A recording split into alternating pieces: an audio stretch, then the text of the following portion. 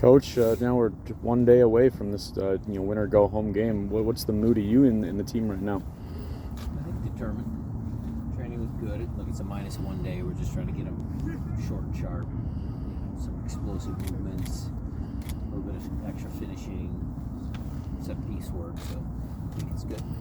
We were just talking to Jordan about Dallas' strategy and how they may plan the lineup and face this game. Do you have an idea of how you may combat Dallas if they decide to come out with a high press or a low block? To give Nico a lot of credit, he changed the way he played in certain small moments. Overall, I think he had his team fired up. They were ready to go. So kudos to him. And we'll make our adjustments, and we'll make sure that our guys in front of our fans are ready. What kind of atmosphere are you expecting out there? Well, apparently a good one. I mean, I've heard reports that like season ticket or single ticket sales have been off the charts, like more than even the first game. So thanks all the single people that are coming out to watch a playoff game. Some of them Date are night. Date night. It's date night. Date night, fathers, mothers, kids. Let's lump them all in there. But I heard, Jeremiah, that it's impressive that there's a lot of individual tickets being sold. So good on the fans. Brian, go ahead, Jay. I was going to say, as far as the opportunity that this presents, this is you guys potentially have 3 home games to get to an MLS Cup. Do you allow yourself to look at that, or do you just kind of look at it, this is another elimination game? We always knew that Dallas was going to be a tough opponent. And getting through this best-of-3 series with the new format and direct to penalty kicks and just the games, the way they you play each other 3 times, it's different. So we're focused on this, and then yes, if we can get past Dallas, then we'd start to look at, okay, if you get a good performance, another good performance, you're kind of in the driver's seat. Brian, the importance of the high press and being able to maybe create, and that's how you score down there. So how important is that high press going to be in this game? Very. We always like to press higher up the field. I've told you guys a lot that, our intention is always to, out of our mid-block press in the right moments. We have certain triggers. We'll do the same, make a few tweaks.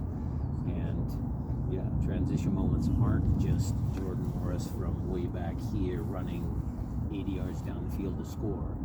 Some of those transition moments are when you do apply pressure higher up the field and your opponent's not organized, and that's how you score. What are you looking from your low block if you don't get the high press for them to come back? Because that seemed well, low block is simple. You just everybody goal side. That's key. And then once you're goal side and organized, then we start to press whenever we can. Brian, I asked Jordan about the kind of the chess match on playing a team 3 times, and if there are any big changes, he just says it's a mentality when you play a team 3 times. Would you agree with that, or? I'd agree that after the 3rd game, both teams know each other pretty well. I mean, the tactical shifts that Nico made in his opening in the 2nd game down there, we countered him a little bit at halftime, and I think those worked. And so, we kind of know who they are, and they know who we are. How are you 2 guys that have been dealing with nagging injuries? Are you anticipating them going into this game? We're fine. We're good. All of our guys are good. And Reed was able to get through full training. Reed was able to get through full training.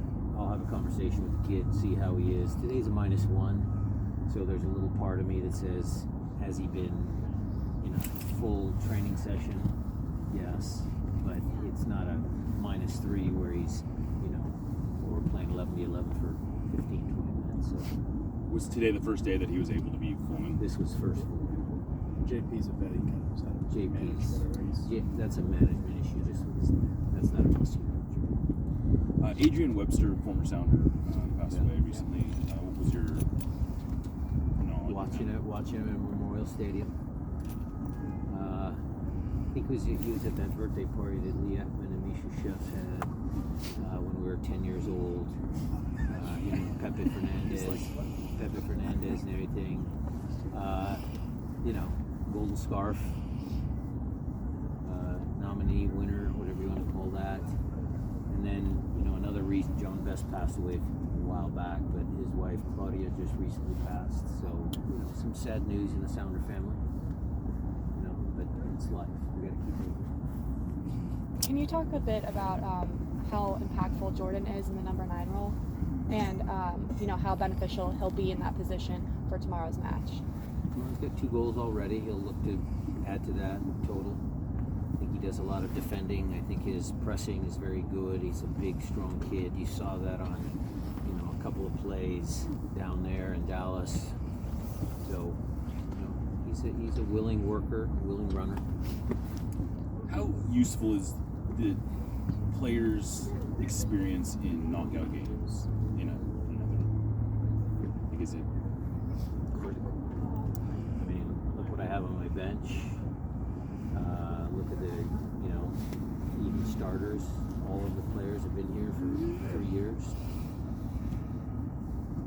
I mean, it's a pretty good experience.